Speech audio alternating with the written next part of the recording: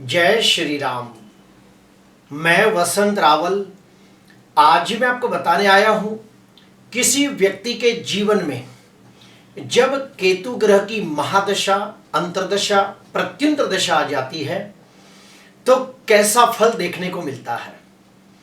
सबसे पहले हमें केतु के कारक तत्वों को समझना होगा। केतु दुर्घटना, अप्रत्यक्ष रूप से घटने वाली घटना, ऑपरेशन, एक्सीडेंट का कारक है। केतु साधु, संत, महात्मा, धर्म, आध्यात्म, मोक्ष का कारक है। मंदिर की ध्वजा का कारक भी केतु है। केतु तंत्र विद्या, मंत्र विद्या, जंत्र विद्या, ये सभी का कारक है। केतु विदेशागमन, वियोग का कारक है। संसार के मोह को भंग करने वाला ग्रह केतु है। पौराणिक कथाओं में बताया गया है कि सूरभानु नाम का एक राक्षस था जो भगवानों के साथ रूप बदल के बैठ जाता है। विष्णु भगवान अपने चक्र से उसका छेदन करते हैं और ये सूरभानु नाम के राक्षस के दो टुकड़े कर देते हैं। जो ऊपर का हिस्सा है, सर का हिस्सा, वो बनता है राहु और जो धड़ का हिस्सा है वो बनता है केतु। इस केतु के पास अपना कोई दिमाग नहीं होता, इसके पास कोई छल कपट धोखा विश्वासघात नहीं होता, क्योंकि उसके पास अपना खुद का कोई दिमाग नहीं होता। केतु के पास सिर्फ और सिर्फ अपना एक दिल होता है। इसीलिए केतु ग्रह की एक खूबी है कि वो जो भी ग्रह के साथ बैठ जाता है उस ग्रह को पूरी तरह से समर्पित हो जाता है। सभी ग्रहों के अंदर एक गुरु ग्रह ऐसा है कि जिसके साथ अगर केतु मिल जाए तो सोने पे सुहागा जैसा फल देता है। आइए हम लोग गहराई से जानने का प्रयास करते हैं। जन्म कुंडली के अंदर केतु वृश्चिक राशि और धनु राशि के अंदर उच्च का माना गया है। उसमें भी खास करके धनु राशि के अंदर बहुत उच्च का माना गया है। केतु 10वें, 11वें और 12वें भाव के अंदर बहुत अच्छा फल देता है। 10वें भाव में हो तो व्यक्ति को जीते जी मान सम्मान भी देता है और मृत्यु के बाद ख्याति भी देता है। 11वें भाव में केतु व्यक्ति को धनवान बनाता है और 12वें भाव के अंदर केतु व्यक्ति को मोक्ष दिलाता है। केतु दूसरे भाव में और 8वें भाव में बैठा हो तो अति विशिष्ट योग कारक ग्रह माना गया है। उसका मैंने वीडियो भी बनाया है। अभी हम लोग जानेंगे कि केतु की महादशा के अंदर कैसा फल देखने को मिलता है। तो मैं आपको पहले बता दूं कि जो केतु ग्रह है ये धर्म, आध्यात्म और मोक्ष का कारक है। अगर जन्म कुंडली के अंदर केतु स्वगृही हो, उच्च का हो, अति विशिष्ट योग कारक हो तो केतु की महादशा, अंतर्दशा के अंदर व्यक्ति को पूजा पाठ करना, होम हवन करना, दान पुण्य करना, यात्रा, तीर्थ यात्रा करना, ध्यान मेडिटेशन करना, योग साधना करना, मंत्र सिद्धि प्राप्त करना, कोई देवी देवता का अनुष्ठान करना, आत्मचिंतन, आत्ममंथन, ब्रह्म ज्ञान, तत्व ज्ञान, फिलोसॉफी, ये सब चीजें जानना, सुनना, समझना उसे बहुत अच्छा लगने लगता है। केतु गुण ज्ञान का भी कारक है।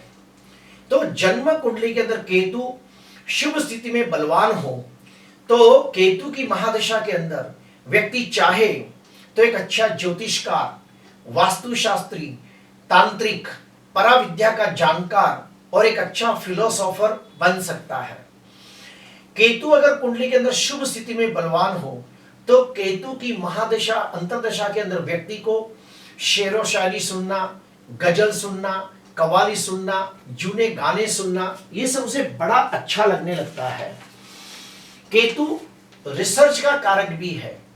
जन्म कुंडली के अंदर केतु स्वगृही हो, उच्च का हो, अति विशिष्ट योग कारक हो तो केतु की महादशा, अंतर्दशा, प्रत्युंतर दशा के अंदर अगर कोई बच्चा पढ़ाई करता हो तो उसे रिसर्च की पढ़ाई करे तो उसे बड़ा लाभ होता है। कोई व्यक्ति रिसर्च के क्षेत्र में जाए तो बड़ी नामना कमाता है, या फिर वो जो भी क्षेत्र में काम करता हो उसी क्षेत्र के अंदर कुछ नया करने की भावना उसमें जागती है, उस क्षेत्र के अंदर कुछ नया रिसर्च करता है और उससे भी उसे बहुत मान सम्मान प्राप्त होता है। केतु मंदिर की ध्वजा का कारक भी है। अगर जन्म कुंडली के अंदर केतु गुरु ग्रह के साथ युति, प्रतियुति, दृष्टियोग बनाता हो, या फिर केंद्र भाव के अंदर या त्रिकोण भाव के अंदर गुरु केतु की अंशात्मक युति होती हो और गुरु कुंडली के अंदर कारक ग्रह बनकर बलवान बैठा हो, तो ऐसे व्यक्तियों को मंदिर निर्माण के कार्य में उन लोगों को सहायता करने को मन करता है। ऐसे व्यक्ति अपने जीवन के अंदर किसी मंदिर की मूर्ति की प्राण प्रतिष्ठा करते हैं या फिर ध्वजारोपण करते हैं। ऐसे व्यक्ति कोई जुना मंदिर हो तो उसे तोड़कर जब नया मंदिर करते हैं, ऐसा भी कोई शुभ काम करते हुए देखा गया है। केतु विदेशागमन का कारक भी है। जन्म कुंडली के अंदर केतु शुभ स्थिति में बलवान हो तो ऐसे व्यक्तियों को विदेश जाकर नौकरी करने से बहुत धन लाभ होता है। ऐसे व्यक्तियों का भाग्योदय जन्म स्थान से दूर जाने से होता है। ऐसे व्यक्ति विदेश में जाके बहुत धन कमाते हैं और अपने समाज के अंदर मान सम्मान, यश, जस, कीर्ति प्राप्त करते हैं। केतु तंत्र विद्या का कारक भी है। जन्म कुंडली के अंदर केतु शुभ स्थिति में बलवान हो तो केतु की महादशा के अंदर व्यक्ति तंत्र विद्या के अंदर निपुणता प्राप्त कर सकता है। व्यक्ति एक अच्छा तांत्रिक भी बन सकता है अगर वो व्यक्ति अपनी शक्तियों का सदुपयोग करे, अपनी शक्तियों को परमार्थ के लिए उपयोग करे, तो उसे बहुत ख्याति भी प्राप्त होती है क्योंकि वो दूसरों का दुख दूर करता है। अभी हम लोग जानेंगे कि जन्म कुंडली के अंदर केतु अगर नीच राशि में निर्बल हो तो, केतु अगर कोई ग्रह के साथ अशुभ योग बनाता हो तो, केतु अगर 6वें, 8वें, 12वें भाव में कोई पाप ग्रहों से दृष्टि या पाप ग्रहों से युति करके बैठा हो तो बहुत खराब फल मिलता है। ऐसे व्यक्तियों को बार बार वाहन अकस्मात के योग बनते हैं, वाहन के द्वारा कष्ट होने के योग बनते हैं। ऐसे व्यक्तियों के ऊपर ऊपरी बाधा यानी कि जादू टोना जंतर मंत्र करनी बाधा ज्यादा हो सकती है, जल्दी हो सकती है। अभी हम और एक स्टेप अंदर जाते हैं। अगर किसी की कुंडली के अंदर सूर्य केतु की अंशात्मक युति होती हो तो केतु की महादशा के अंदर ऐसे व्यक्ति को एक बार, कम से कम एक बार मानहानि या बदनामी के योग बनते हैं। चंद्र केतु की अंशात्मक युति होती हो तो केतु की महादशा के अंदर ऐसा व्यक्ति बहुत जल्दी हताश, उदास, डिप्रेशन में चला जाता है।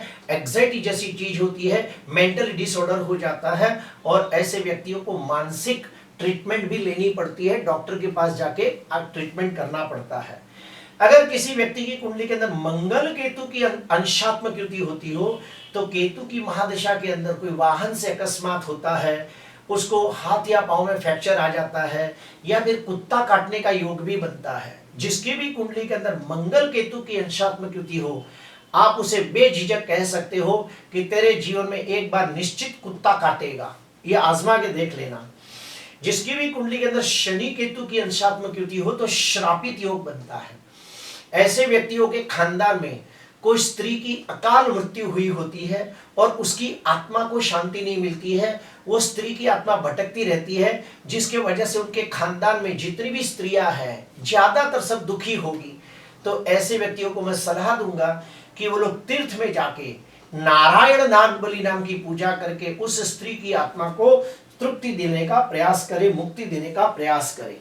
अगर किसी व्यक्ति की कुंडली के अंदर शुक्र केतु की अंशात्मक युति हो तो लंपट योग बनता है। ऐसे व्यक्तियों के विवाह में विघ्न होता है, प्रेम में निष्फलता मिलती है, सगाई होके टूट जाती है, शादी के बाद पत्नी के साथ झगड़े हो जाते हैं, फिर डिवोर्स हो जाता है। किसी व्यक्ति की जन्म कुंडली के अंदर अगर बुध केतु की अंशात्मक युति हो तो जड़त्व योग बनता है। अगर ऐसा बच्चा पढ़ाई करता हो तो पढ़ाई में बहुत सारे विघ्न आएंगे। ऐसे व्यक्ति व्यापार करता हो तो व्यापार में बहुत नुकसानी के योग बनेंगे। ऐसे व्यक्ति को समाज के अंदर भी जो मान सम्मान मिलना चाहिए मिलता नहीं है। मैं आपको यह भी बता दूं कि केतु ग्रह सिर्फ गुरु को छोड़ के बाकी कोई भी ग्रह के साथ बैठा हो तो ज्यादातर अच्छा फल नहीं देता। अभी आते हैं गुरु केतु की अंशात्मक युति। अगर जन्म कुंडली के अंदर गुरु केतु की अंशात्मक युति होती हो, खास करके केंद्र में और त्रिकोण में, और अगर जो गुरु स्वगृही हो, उच्च का हो, बलवान हो, तो धर्म ध्वजा योग नाम का एक जबरदस्त राजयोग बनता है और ऐसे व्यक्ति धर्म के क्षेत्र में ऊंचाइयां प्राप्त करते हैं, मंदिर की प्राण प्रतिष्ठा करते हैं, मंदिर का ध्वजारोपण करते हैं और समाज के अंदर अच्छे काम करके मान सम्मान पद प्रतिष्ठा के अधिकारी बनते हैं। अभी हम जानेंगे कि कुंडली के अंदर अगर केतु खराब स्थिति में हो, अशुभ हो, तो उसके लिए कौन से उपाय करें, तो भी सुन लीजिए। अगर मान लो कुंडली में केतु नीच का हो, कोई ग्रह के साथ अशुभ योग बनाता हो, जैसे कि सूर्य ग्रहण, चंद्र ग्रहण, जड़त्व योग, अंगारक योग, शापित योग, कौन से उपाय करें? तो पहला उपाय ओम ह्रीम केतवे नमः, ओम ह्रीम केतवे नमः, ये मंत्र का रोज 108 जाप करें। उसके बाद ओम घम गणेशाय नमः, ओम घम गणेशाय नमः, ये मंत्र का 1.25 लाख मंत्र का अनुष्ठान करें और फिर उसका दशांश होम तर्पण मार्जन करें। आप गणपति जी का अथर्वशीष पाठ भी रोज कर सकते हैं। उसके बाद केतु की महादशा के अंदर आप कोई विधवा आश्रम में जाके दान पुण्य करें, अपंग व्यक्तियों की सहायता करें, दाढ़िम जिसे हम अनार भी कहते हैं, वो अनार के दानों को अलग करके आप अपने पैसे 18 बार घुमाकर आप किसी गरीब को दान करें। केतु को कुत्ता ग्रह भी माना गया है, तो आप कुत्ते को मीठी रोटी यानी गेहूं की रोटी में गुड़ डाल के आप खिला सकते हो। अगर कुंडली के अंदर केतु शुभ स्थिति में बलवान हो तो ही आप केतु का रत्न धारण कर सकते हो, लेकिन उसके लिए किसी ज्योतिषकार की सलाह लेने के बाद। अगर केतु कुंडली के अंदर खराब स्थिति में हो तो आप केतु से लगती चीजों का दान करें, जैसे कि कंबल है, छाता है, उड़ीद के कोई भी चीज है, काले उड़ीद है, गर्म कपड़े हैं, ऐसा सब चीजों का दान कर सकते हैं। प्रिय दर्शकों, केतु ग्रह अगर जो अच्छे ग्रह के साथ मिल जाए तो व्यक्ति को धर्म क्षेत्र में ऊंचाइयां देता है, लेकिन उसको छोड़ के बाकी कोई भी ग्रह के साथ हो तो बिल्कुल अच्छा फल नहीं देता। इसीलिए कहा गया है कि केतु की महादशा सबसे ज्यादा खराब मानी गई है। केतु की महादशा के अंदर व्यक्ति को रिश्तों में डिटैच कर देता है, रिश्तों से अलग कर देता है, घर से दूर कर देता है, व्यापार में नुकसानी करा देता है, नौकरी छुड़वा देता है। केतु की महादशा के अंदर व्यक्ति मानसिक दृष्टि से डिप्रेस हो जाता है, परेशान हो जाता है।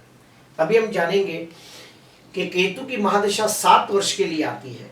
उसके अंदर केतु की अंतर्दशा अच्छा फल देती है, शुक्र की अंतर्दशा भी अच्छा फल देती है, गुरु की अंतर्दशा भी अच्छा फल देती है, लेकिन शर्त यह है कि यह ग्रह कुंडली में शुभ स्थिति में बलवान होने चाहिए। केतु की महादशा के अंदर सूर्य, चंद्र और शनि के बुध ये सब की अंतर्दशा का अच्छा फल नहीं मिलता। हाँ, अगर ये ग्रह कुंडली के अंदर शुभ योग बनाते हो, कुंडली के कारक ग्रह बनकर केंद्र त्रिकोण में बैठे हो तो अच्छा फल मिल सकता है। प्रिय दर्शकों, अभी और एक स्टेप अंदर जाते हैं। आज से 5 साल पहले मैंने हर लग्न के अंदर केतु की महादशा अंतर्दशा का फल कैसा मिलेगा उसके मैंने वीडियो बनाए थे। आप इसका स्क्रीनशॉट ले सकते हो और आप अपना जो भी लग्न है वो लग्न को ढूंढ के आप देख सकते हो कि आपके लग्न के हिसाब से केतु की महादशा का फल कैसा मिलेगा। मेष लग्न की कुंडली के अंदर केतु की महादशा का फल लेक्चर नंबर 345। वृषभ लग्न की कुंडली के अंदर केतु की महादशा का फल लेक्चर नंबर 356। मिथुन लग्न की कुंडली के अंदर केतु की महादशा का फल लेक्चर नंबर 369। कर्क लग्न की कुंडली के अंदर केतु की महादशा का फल लेक्चर नंबर 380। सिंह लग्न की कुंडली के अंदर केतु की महादशा का फल लेक्चर नंबर 391। कन्या लग्न की कुंडली के अंदर केतु की महादशा का फल 402। तुला लग्न की कुंडली के अंदर केतु की महादशा का फल 416। वृश्चिक लग्न में 426। धनु लग्न में 436। मकर लग्न की कुंडली के अंदर 446। कुंभ लग्न की कुंडली के अंदर केतु की महादशा का फल लेक्चर नंबर 456 और आखिरी है मीन लग्न की कुंडली के अंदर केतु की महादशा का फल 466। प्रिय दर्शकों, केतु ग्रह इसका फलादेश करना ये बहुत ही कॉम्प्लिकेटेड है, क्योंकि केतु का भौतिक दृष्टि से कोई अस्तित्व नहीं। अगर आप आकाश में देखोगे तो आपको सूर्य, चंद्र, मंगल, बुध, गुरु, शुक्र, शनि ये सब ग्रह दिखेंगे, लेकिन राहु केतु कभी नहीं दिखते। क्यों? क्योंकि ये छाया ग्रह है और इनका भौतिक दृष्टि से कोई भी अस्तित्व नहीं है।